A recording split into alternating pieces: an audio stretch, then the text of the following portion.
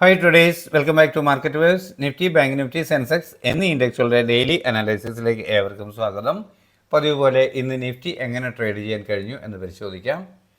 19/12/2024 വ്യാഴാഴ്ച 23,961 എന്ന ലെവലിൽ ക്ലോസ് ചെയ്തിരുന്ന നിഫ്റ്റി ഇന്ന് ഓപ്പൺ ആയത് 23,960 എന്ന ലെവലിൽ തന്നെയാണ്. കൃത്യമായും ഒരു ഫ്ലാറ്റ് ഓപ്പണിംഗ് ആണ്. എന്നാൽ ആദ്യത്തെ 5 മിനിറ്റ് ക്യാൻഡിൽ പരിശോധിക്കുമ്പോൾ നമുക്ക് കാണാം കൃത്യമായും ഒരു ചെറിയ അപ്പ് മൂവും അതിനുശേഷം വീണ്ടും ഒരു ഡൗൺ സൈഡും. കൃത്യമായും ഈ അപ്പ് മൂവ് കിട്ടുമ്പോൾ തന്നെ ഇന്നലത്തെ ഡേയ്സ് ഹൈ ബ്രേക്ക് ചെയ്യില്ല എന്ന് കരുതിയ ഏതൊരാൾക്കും പെട്ടെന്ന് തന്നെ ഒരു പുട്ട് ഓപ്ഷൻ ബൈ ചെയ്ത് സെല് ചെയ്യാൻ കഴിഞ്ഞിരുന്നു. കാരണം നിഫ്റ്റി കഴിഞ്ഞ ദിവസം ഗ്യാപ്പ് ഡൗൺ ആണ് ഓപ്പൺ ആയത്, അതിനുശേഷം കൺസോൾട്ടേഷൻ ആയിരുന്നു. ഇവിടെ നിന്നും ഓപ്പൺ ചെയ്തെങ്കിലും പെട്ടെന്ന് കയറിയ ഒരു ഓപ്ഷൻ കൃത്യമായ ഈ ലെവൽ ഡേയ്സ് ഹൈ എന്ന ലെവൽ സ്റ്റോപ്പ് ലോസായി കണക്കാക്കിക്കൊണ്ട് സെല്ല് ചെയ്ത ഏതൊരാൾക്കും പ്രോഫിറ്റ് കിട്ടിയിട്ടുണ്ട്. ആദ്യത്തെ 5 മിനിറ്റ് അത് അത്ര ചെറിയ പ്രോഫിറ്റ് അല്ല. 23,990 എന്ന ലെവലിൽ നിന്നും ലോ തന്നത് 23,887 എന്ന ലെവലിലേക്കാണ്. അപ്പോൾ 990 887 എന്ന് പറയുമ്പോൾ 100 പോയിൻ്റാണ് ഫാളായത്. അത് സാമാന്യം നല്ല പ്രോഫിറ്റ് തന്നെ നൽകിയിട്ടുണ്ട്. ഇന്നത്തെ ഹൈ പരിശോധിക്കുമ്പോൾ നമുക്ക് കാണാം ഓപ്പൺ ഹൈ ഡേയ്സ് ഹൈ എന്ന് പറയുന്നത് 24,065 എന്നാൽ ഡേയ്സ് ലോ 23,537 ആണ്. അപ്പോൾ ഹൈയും ലോയും പരിശോധിക്കുമ്പോൾ നമുക്ക് കിട്ടുന്ന ഡിഫറൻസ് എന്ന് പറയുന്നത് 528 പോയിൻ്റാണ്. ഹെവി ടാർഗറ്റ് തന്നെയാണ്, നല്ല മൂവ് തന്നിട്ടുണ്ട്. എന്നാൽ ഈ തരത്തിൽ ഒരു സെല്ലിംഗ് തന്നു എങ്കിൽ പോലും നമ്മൾ കരുതിയിരുന്ന ആദ്യത്തെ ലോ ലഭിക്കേണ്ടത് ഡേയ്സ് ലോയാണ്. ഡേയ്സ് ലോ ബ്രേക്ക് ചെയ്യാതെ ഇവിടെ നിന്നുകൊണ്ട് ഈ ഡേയ്സ് ലോയ്ക്ക് താഴെ ക്ലോസ് ചെയ്താൽ മാത്രമാണ് വീണ്ടും ഒരു അപ്പ് മൂവ് പ്രതീക്ഷിക്കേണ്ടതുള്ളൂ. അങ്ങനെ പ്രതീക്ഷിക്കുമ്പോൾ വീണ്ടും കിട്ടുന്ന സെല്ല് ഡേയ്സ് ഹൈ വെച്ച് ട്രേഡ് ചെയ്യാം എന്നായിരുന്നു നമ്മളുടെ പ്ലാൻ.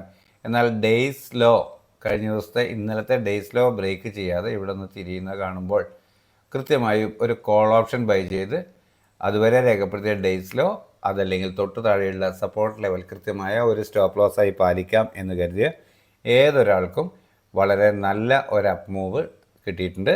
അത് ട്രേഡ് ചെയ്യാൻ കഴിഞ്ഞിട്ടുണ്ടാകും എന്നാണ് പ്രതീക്ഷിക്കുന്നത്. ചിലരുടെയെങ്കിലും പ്രോഫിറ്റ് ബോക്സ് കിട്ടിയിരുന്നു. എന്നാൽ എല്ലാ പ്രോഫിറ്റ് ബോക്സും എനിക്ക് ഇന്നും ചെയ്യാൻ സാധിച്ചിരുന്നില്ല. ഞാനും ട്രേഡിങ്ങിൽ ബിസി ആയിരുന്നു എന്നതുകൊണ്ട് തന്നെയാണ്. അപ്പോൾ ആ തരത്തിൽ നമുക്ക് ലഭിച്ച 23,891 എന്ന ലെവലിൽ നിന്നും കിട്ടിയത് 24,065 എന്ന് പറയുന്ന ലെവലാണ്. ഏതാണ്ട് 165 പോയിൻറ്റിൻ്റെ വൺ സൈഡ് മൂവ് വിതിൻ 5-10 മിനിറ്റിനുള്ളിൽ കിട്ടിയിട്ടുണ്ട്. അപ്പോൾ അതും തിരിച്ചറിഞ്ഞ് ട്രേഡ് ചെയ്തവർക്ക് വളരെ നല്ല ട്രേഡ് കിട്ടി. എന്നാൽ വീണ്ടും ഒരു ഡിക്ലൈൻ ഇത്തരത്തിൽ നമ്മുടെ സപ്പോർട്ടിനെ ഹോൾഡ് ചെയ്തുകൊണ്ട് അപ്പർ സൈഡിലോട്ട് ബ്രേക്ക് ചെയ്തു, ഡേയ്സ് ലോ ബ്രേക്ക് ചെയ്തില്ല. ആ നിലയ്ക്ക് വീണ്ടും ഒരു ഡിക്ലൈൻ കിട്ടുകയാണെങ്കിൽ ഡേയ്സ് ലോ ബ്രേക്ക് ചെയ്യാതെ ചെറിയ ടൈം ഫ്രെയിമിൽ ഉള്ള ക്യാൻഡിൽ പാറ്റേണുകൾ, അതായത് നമ്മുടെ ഈ സപ്പോർട്ട് ലെവലിൽ നിന്നുകൊണ്ട് അപ്വേർഡ് മൂവ് ചെയ്യേണ്ടതായിരുന്നു. എന്നാൽ ആ തരത്തിൽ ഒരു ഡേയ്സ് ലോ പ്രതീക്ഷിച്ച് നിന്നവർക്ക് അതുവരെ രേഖപ്പെടുത്തിയ ഡേയ്സ് ലോ ബ്രേക്ക് ചെയ്ത് ഹോൾഡ് ആകുന്ന കാഴ്ചയാണ് കാണാൻ കഴിഞ്ഞത്. അതായത് ഇന്നലത്തെ ഡേയ്സ് ലോയ്ക്ക് താഴോട്ട് ഒരു 5 മിനിറ്റ് 15 മിനിറ്റ് ക്യാൻഡിൽ ഹോൾഡ് ആവുകയാണെങ്കിൽ വീണ്ടും കിട്ടുന്ന up move cell on every high എന്ന രീതിയിൽ ചെയ്യാമെന്നായിരുന്നു നമ്മളുടെ ട്രേഡിംഗ് പ്ലാൻ. അത്തരത്തിൽ ഈ ലെവൽ ട്രേഡ് ചെയ്യാൻ ശ്രമിച്ചവരുണ്ട്, പ്രോഫിറ്റുകളും കിട്ടിയിട്ടുണ്ട്. എന്നാൽ ഇത് ലോവർ സൈഡ് ബ്രേക്ക് ചെയ്തില്ല. എന്നാൽ ആദ്യം അപ്പർ സൈഡ് ബ്രേക്ക് ചെയ്തു, അതിനുശേഷം ലോവർ സൈഡ് ബ്രേക്ക് ചെയ്തപ്പോൾ കുറച്ച് നേരത്തെ ഒരു കൺസോൾട്ടേഷൻ അല്ലെങ്കിൽ കൺഫ്യൂഷൻ ആയിരുന്നു ഉണ്ടായിരുന്നത്. ജസ്റ്റ് കയറുക ഇറങ്ങുക അങ്ങനെ.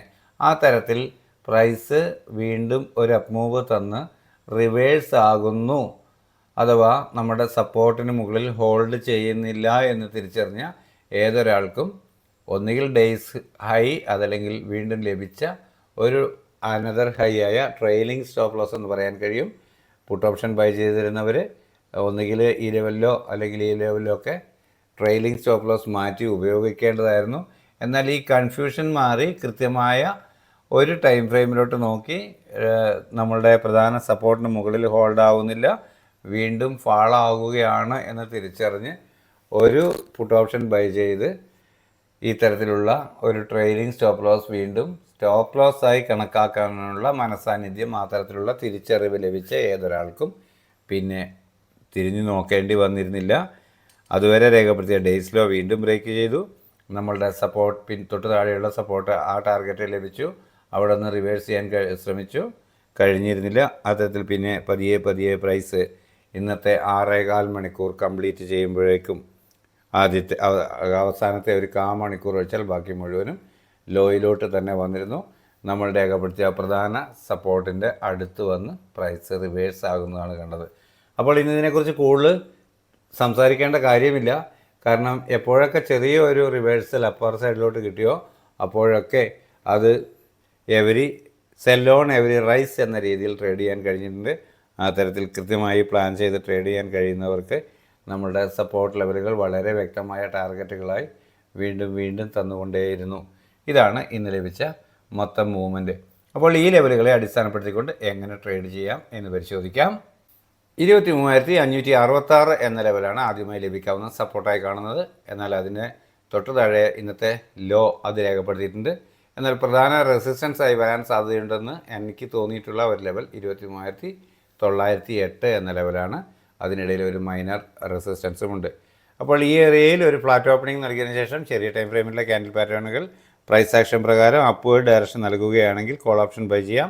അതുവരെ രേഖപ്പെടുത്തിയ ഡേയ്സ് ലോ അതല്ലെങ്കിൽ തൊട്ട് താഴെയുള്ള സപ്പോർട്ട് ലെവൽ അത് സ്റ്റോപ്പ് ലോസ് ആയി കണക്കാക്കി ട്രേഡ് ചെയ്യാം. ആദ്യം ലഭിക്കേണ്ട ടാർഗറ്റ് ഈ ലെവലിന് മുകളിൽ ഒരു 15 മിനിറ്റ് ക്യാൻഡിൽ ക്ലോസ് ആവുക എന്നാണ്.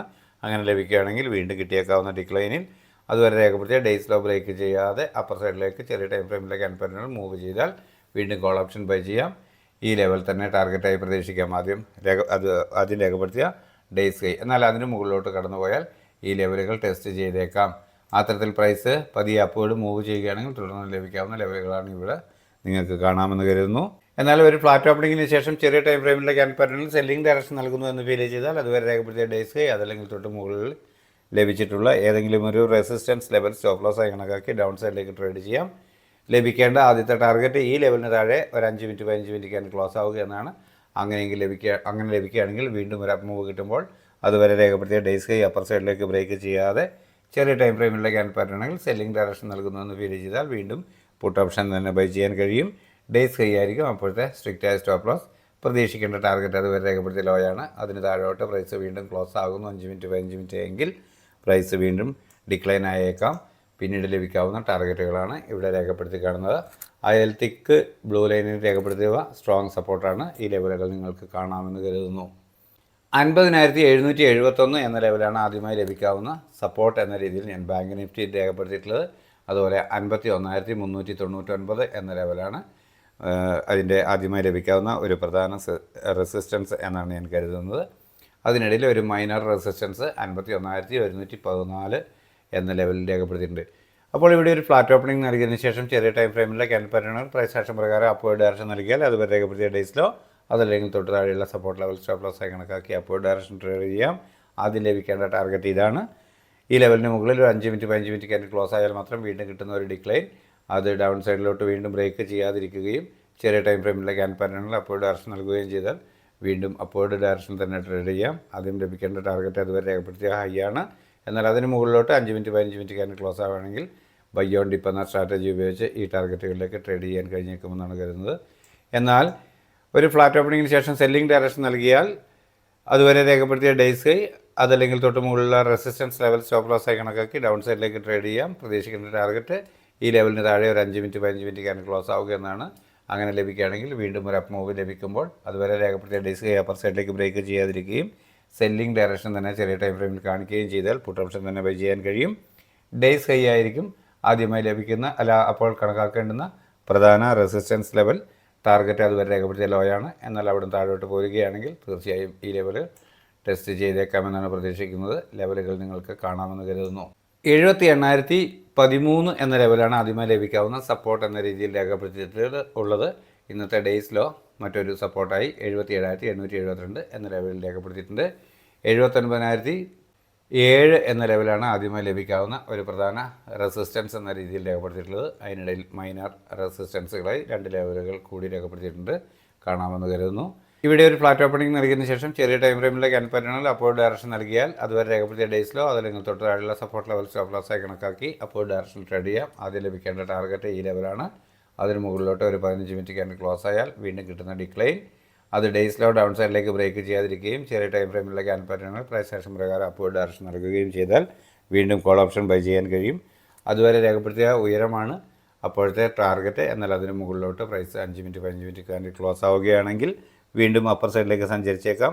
ബൈ ഓൺ ഡിപ്പ് എന്ന സ്ട്രാറ്റജി ഉപയോഗിച്ച് നമുക്ക് ട്രേഡിംഗ് സ്റ്റോപ്പ് ലോസുകളിൽ നിന്നുകൊണ്ട് ട്രേഡ് ചെയ്യാൻ കഴിഞ്ഞേക്കാം. എന്നാൽ ഫ്ലാറ്റ് ഓപ്പണിങ്ങിന് ശേഷം ചെറിയ ടൈം ഫ്രെയിമിലുള്ള ക്യാൻഡിൽ പാറ്റേണുകൾ സെല്ലിംഗ് ഡയറക്ഷൻ നൽകുന്നു എന്ന് ഫീൽ ചെയ്താൽ അതുവരെ രേഖപ്പെടുത്തിയ ഡേയ്സ് ഹൈ അതല്ലെങ്കിൽ തൊട്ട് മുകളിലുള്ള റെസിസ്റ്റൻസ് ലെവൽ സ്റ്റോപ്പ് ലോസായി കണക്കാക്കി ഡൗൺ സൈഡിലേക്ക് ട്രേഡ് ചെയ്യാം. ആദ്യം ലഭിക്കേണ്ട ടാർഗറ്റ് ഈ ലെവലിന് താഴെ ഒരു 5 മിനിറ്റ് 15 മിനിറ്റ് ക്യാൻഡിൽ ക്ലോസ് ആവുക 77,467 എന്ന ലെവലാണ്. അത്തരത്തിൽ ഒരു ക്ലോസിംഗ് ലഭിച്ചാൽ വീണ്ടും ഒരു അപ്പ് മൂവ് കിട്ടുമ്പോൾ അതുവരെ രേഖപ്പെടുത്തിയ ഡേയ്സ് ഹൈ അപ്പർ സൈഡിലേക്ക് ബ്രേക്ക് ചെയ്യാതെ ചെറിയ ടൈം ഫ്രെയിമിലുള്ള ക്യാൻഡിൽ പാറ്റേണുകൾ സെല്ലിംഗ് ഡയറക്ഷൻ തന്നെ നൽകിയാൽ വീണ്ടും ഡൗൺ സൈഡിലേക്ക് പ്രൈസ് മൂവ് ചെയ്തേക്കാം. അങ്ങനെയെങ്കിൽ ലഭിക്കാവുന്ന ടാർഗറ്റുകളാണ് തൊട്ട് താഴെ രേഖപ്പെടുത്തിയിട്ടുള്ളവ. അവ നിങ്ങൾക്ക് കാണാമെന്ന് കരുതുന്നു. തിക്ക് ബ്ലൂ ലൈനുകൾ പ്രധാന സപ്പോർട്ടുകളായി പ്രവർത്തിക്കാൻ സാധ്യതയുണ്ട്. ഇപ്പോൾ ഇത്രയാണ് നമ്മുടെ 3 ഇൻഡെക്സുകളുടെയും അടുത്ത ദിവസത്തേക്കുള്ള ട്രേഡിംഗ് പ്ലാൻ. എല്ലാവർക്കും കൃത്യമായി ബോധ്യപ്പെട്ടിട്ടുണ്ടാകുമെന്ന് കരുതുന്നു. താല്പര്യമുള്ളവർ ഈ ലെവലുകൾ രേഖപ്പെടുത്തി വെക്കുക, പ്രയോജനപ്പെടുത്തുക. നിങ്ങൾക്കറിയാം, ഞാനൊരു സിവിയർ രജിസ്റ്റേർഡ് അനലിസ്റ്റ് ഒന്നുമല്ല. എക്സ്പീരിയൻസിൻ്റെ വെളിച്ചത്തിൽ ഈ തരത്തിൽ എൻ്റെ ആവശ്യത്തിലേക്കായി ഒരു ട്രേഡിംഗ് പ്ലാൻ തയ്യാറാക്കുന്നു എന്ന് മാത്രം. നിങ്ങൾക്കും ഉപയോഗിക്കാവുന്നതാണ്. എന്നാൽ റിസ്ക് പൂർണ്ണമായും നിങ്ങളുടേതാണ്. ഞാൻ ആരെയും ഇത് ഉപയോഗിക്കാൻ പ്രേരിപ്പിക്കുന്നില്ല. എന്നാൽ ഇത് ഉപയോഗിക്കുന്നവർ ഇത് ഗുണകരമാണ് എന്ന് തിരിച്ചറിഞ്ഞിട്ടുണ്ടെങ്കിൽ നിങ്ങളുടെ സുഹൃത്തുക്കളായ ട്രേഡേഴ്സിനും ഇത് ചാനൽ ഷെയർ ചെയ്ത് കൊടുക്കുക. നിങ്ങളുടെ അഭിപ്രായ നിർദ്ദേശങ്ങൾ കമൻറ്റ് ബോക്സിൽ രേഖപ്പെടുത്തുക, ലൈക്ക് ചെയ്യുക. ഇത്തരം കാര്യങ്ങളാണ് ചാനൽ യൂട്യൂബ് നമ്മളെ നമ്മുടെ ചാനലിനെ പ്രൊമോട്ട് ചെയ്യാനുള്ള അൽഗോരിതം. ഇത്തരത്തിൽ ഇത് ഗുണകരമാണ് ഈ ചാനലെങ്കിൽ മറ്റുള്ളവർക്കും ലഭ്യമാകാൻ നിങ്ങളുടെ ഒരു ചെറിയ ഈ സഹായം, അതൊരു ഷെയറിംഗ് ആണ്. ഒരു ലൈക്ക്, ഒരു കുഞ്ഞു കമൻറ്റ് എന്നിവ രേഖപ്പെടുത്തലാണ്. അത്തരത്തിൽ ചെയ്ത് ചാനലിനെ സപ്പോർട്ട് ചെയ്യും എന്ന് കരുതുന്നു. ഇനി 2 ദിവസം മാർക്കറ്റ് അവധിയാണ്. തിങ്കളാഴ്ചയാണ് ഓപ്പൺ ആവുക. അപ്പോൾ എല്ലാവർക്കും നല്ല ട്രേഡിംഗ് അവസരങ്ങൾ നൽകുന്ന നല്ല മൂവ്മെൻറ്റ് എല്ലാ ഇൻഡെക്സുകളിലും ഉണ്ടാവട്ടെ.